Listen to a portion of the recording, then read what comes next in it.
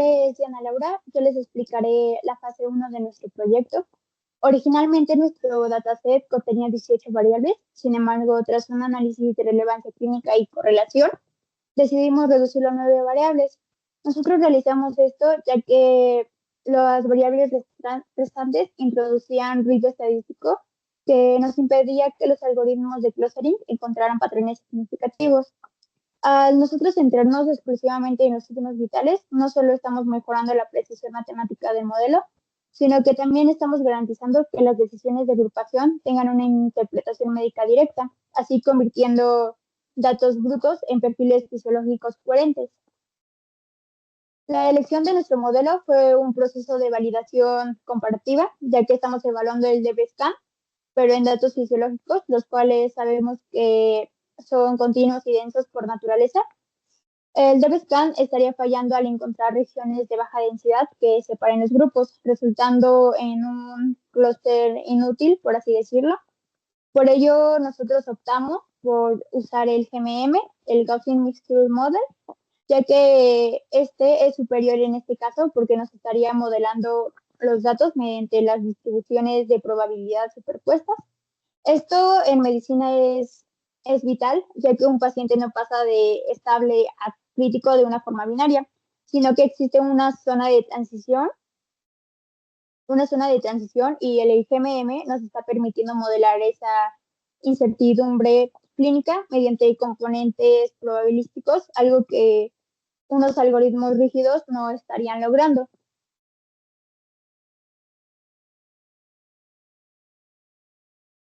Para determinar el número óptimo de clusters, realizamos una validación cruzada comparando el criterio de información bayesiano, el BIC, y el coeficiente de silueta.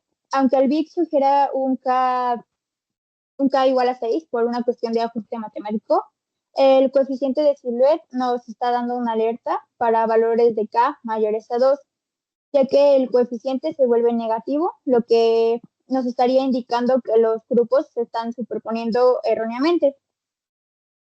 La elección del K igual a 2 es por... La elección del K igual a 2 es una decisión de equilibrio, ya que un grupo representa el estado basal del paciente y el segundo grupo estaría representando el estado de compromiso fisiológico.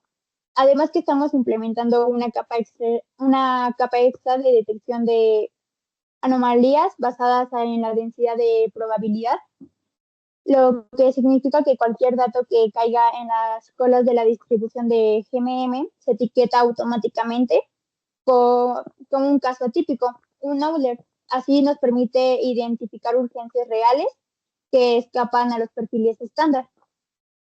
Bueno, finalmente estamos aquí observando nuestra gráfica, lo cual para poder visualizar un modelo de 9 dimensiones, aplicamos un PCA, un análisis de componentes principales.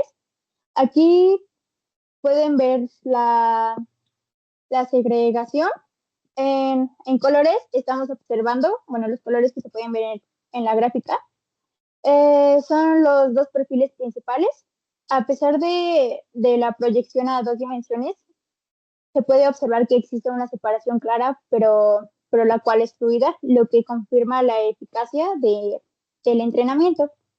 Las X en la gráfica son los puntos críticos que son detectados por nuestra función de densidad, la cual ya se había mencionado. Estas X negras representan pacientes cuyo estado requiere intervención inmediata. Una vez ya entendiendo y explicada nuestra fase 1, pasamos a nuestra fase 2, explicada por mi compañero Jesús. Bueno, mi parte es la etapa 2, la clasificación supervisada. Lo que hace es tomar el perfil que ya armó el modelo anterior, específicamente la probabilidad de pertenecer a cada grupo de pacientes, y formalmente el problema que resuelvo es estimar la distribución de probabilidad de la variable CATAS, dado un vector de 20 características clínicas, de las cuales pues vemos signos vitales, variables categóricas y la evidencia previa de la etapa 1. Antes de entrenar nada, nos topamos con un problema. Las clases no están parejas. De 1.267 pacientes, solo 26 son nivel 1, el más urgente, y pues eso es un problema real porque un modelo puede simplemente ignorar esa pequeña clase y aún así verse bien en general. Entonces hicimos dos cosas. Dividimos los datos de forma que cada nivel mantenga su proporción y le dijimos a la máquina de vectores que penalizara más fuerte los errores en las clases pequeñas.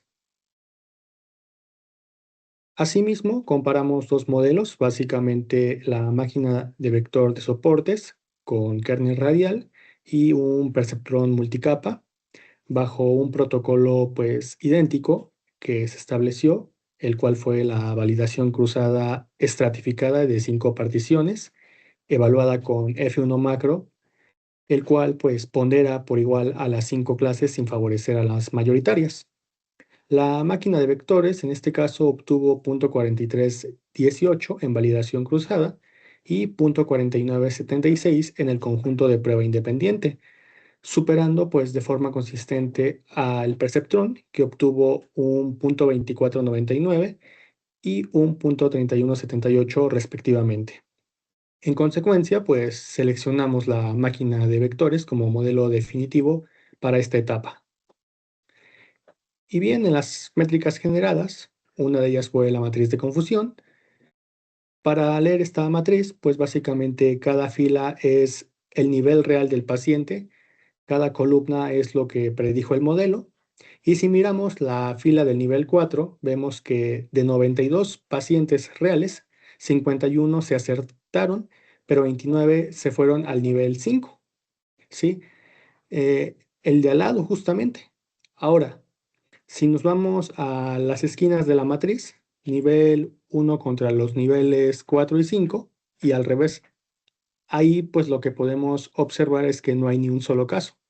Es decir, el modelo se confunde entre niveles parecidos, pero nunca confunde un paciente crítico con uno leve. Y eso, pues para un TRIAC, lo consideramos positivo. En lo que respecta a la curva ROC, aquí cada línea responde lo mismo, pero para un nivel distinto. Básicamente es ver qué tan bien separa ese nivel del resto. Mientras más se pega a la esquina de arriba, mejor, ¿no? En este caso, pues la línea azul, el nivel 1 casi toca su AUC, el cual pues es 0.98, pero hay que decirlo con honestidad, ese nivel solo tiene 5 pacientes en la prueba, entonces que se vea casi perfecto no es tan sorprendente ni tan confiable. Las otras 4 líneas que se visualizan pues tienen muchos más casos detrás y se quedan en .74 y .80, mismas que se ven menos vistosas, pero son el número en el que pues sí podemos confiar. Finalmente, lo que en realidad entrega esta etapa no es la clase más probable, sino el vector completo de probabilidad posterior sobre las 5 clases. Esta decisión de diseño es a propósito, ya que preserva la incertidumbre del clasificador para que pues la red bayesiana de la etapa 3 la utilice directamente en el cálculo de la máxima utilidad esperada, en lugar pues de operar sobre una decisión binaria que ya habría descartado, en este caso, pues dicha información. Fase 3, aquí tenemos el diseño de la red bayesiana que construimos con el propósito de responder a la pregunta de en qué tan en riesgo están los pacientes y qué se debe hacer con ellos. Aquí lo que hicimos fue definir un nodo llamado riesgo que va a tomar 5 estados, que serían muy bajo, bajo, medio, alto y crítico. Estos se construyeron a partir de 2 señales. La primera, que es el CATAS predicho por el clasificador de la etapa 2, que era básicamente el CATAS 1, que sería crítico, y el CATAS 5, que sería muy bajo. La segunda señal es la alerta de outliers del GMM de la etapa 1. Si el paciente era un caso atípico, el nivel del riesgo subía, salvo a que ya lo hubiéramos clasificado como un paciente crítico. Aquí lo importante es que tenemos la tabla de las probabilidades condicionales que se crearon a partir de las frecuencias reales del conjunto de prueba. Esto fue lo que nos dio la validez estadística. Y para las acciones que se pueden tomar a partir de ello, tenemos 5 opciones, que sería la alta, la observación, el hacerle más pruebas al paciente, la hospitalización y la unidad de cuidados intensivos. Si se dan cuenta, del lado derecho tenemos la matriz de utilidades, la cual refleja el criterio de un médico.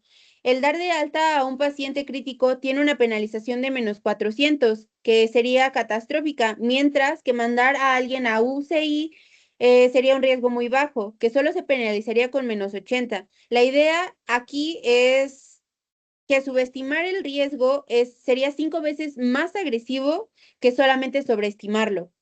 A partir de ello, entonces, lo que vamos a hacer es, llegamos a los resultados de la máxima utilidad esperada.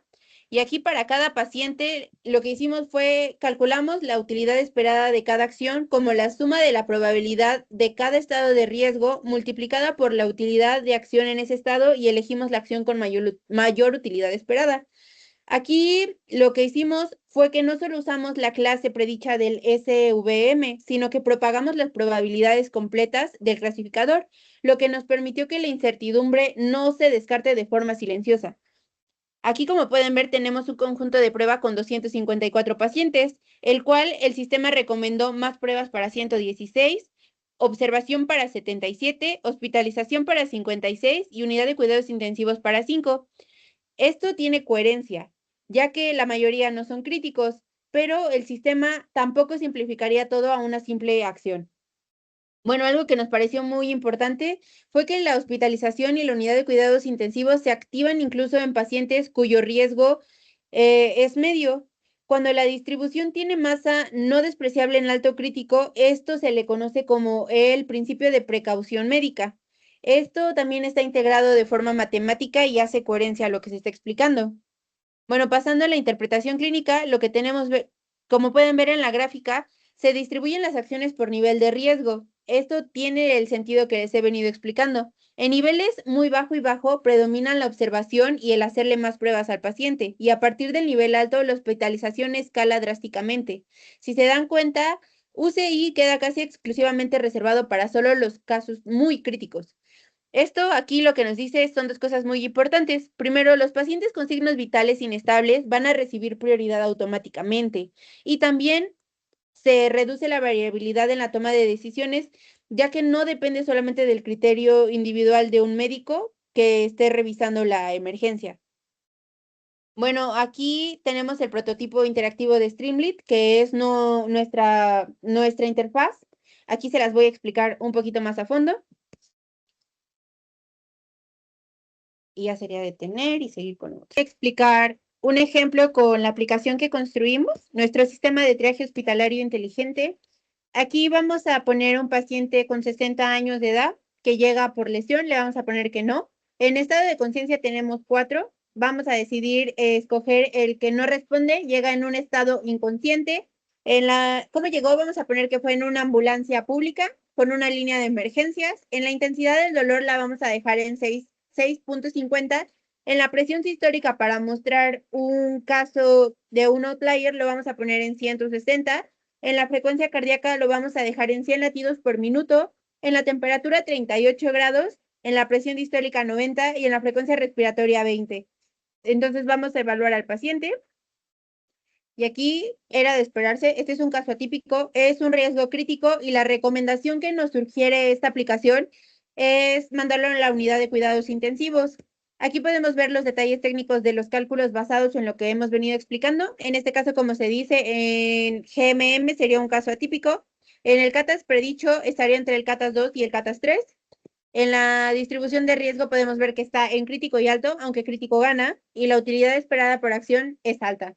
Este es un ejemplo de cómo funciona nuestro sistema de triaje inteligente. Aquí también tenemos la lógica en nuestra carpeta de entregables. La lógica está en los archivos de Python y también está el cómo la configuramos. Y eso sería todo por esta acción. Gracias. Hola, mi nombre es Diana Laura Carrillo y a mí me tocó el enfoque de aprendizaje no supervisado mediante el modelo GMM. Ante una corrupción masiva de los datos de entrada, que es el fallo en sensores, este modelo propagará el error hacia el cálculo de la utilidad esperada máxima, que es el MEU, y lo realizaría de la siguiente manera. Uno sería usando la justificación matemática de la propagación. El GMM estaría estimando la densidad de la probabilidad de P de X, de los datos mediante una combinación de distribuciones gaussianas. Y el número 2 sería usando la métrica de alerta inmediata, la cual es la métrica de validación que alertaría primero al usuario sobre este fallo. Respondiendo a la pregunta de la fase 2, mi nombre es Jesús Pérez Vázquez y considero que el error afecta a la máquina de vector de soportes porque altera las distancias entre los pacientes y los casos conocidos. Entonces, pues esto provoca el desplazamiento de la frontera de decisión. Como la salida de esta fase son probabilidades y no etiquetas, pues ese error básicamente se propaga directamente al cálculo de la utilidad esperada, de la máxima utilidad esperada, y pues si las probabilidades están corruptas, la máxima utilidad esperada puede recomendar una acción incorrecta con alta confianza. El primer indicador de este problema, pues considero que sería la caída del F1 de la clase 1, precisamente, ya que al tener solo 26 casos, pues es la más sensible a cualquier perturbación.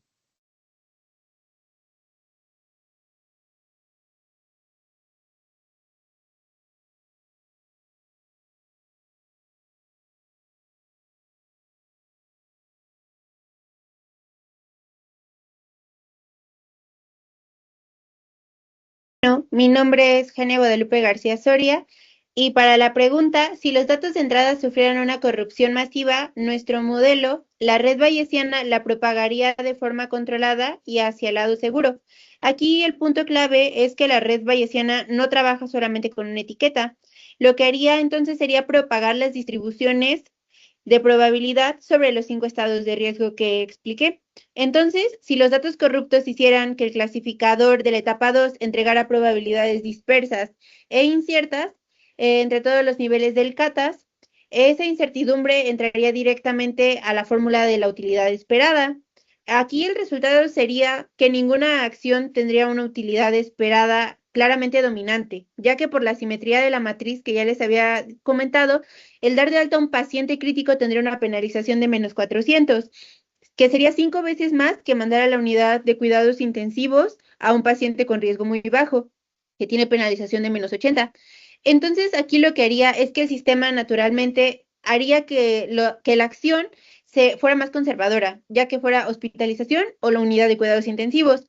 Esto lo que haría es que ante los datos corruptos el sistema fallaría, pero de forma segura. La métrica que aquí se implementaría en primera instancia sería el Silhouette Score del GMM de la primera etapa, ya que los datos corrompidos lo que harían sería que crearían vectores de signos vitales que no pertenecerían claramente a ninguno de los clústeres aprendidos, y lo que haría es que guardarían el Silhouette, que lo que hace es que da la separación real entre grupos. Entonces aquí se activaría la alerta de outliers, escalando el riesgo antes de que el error pudiera llegar al MEU.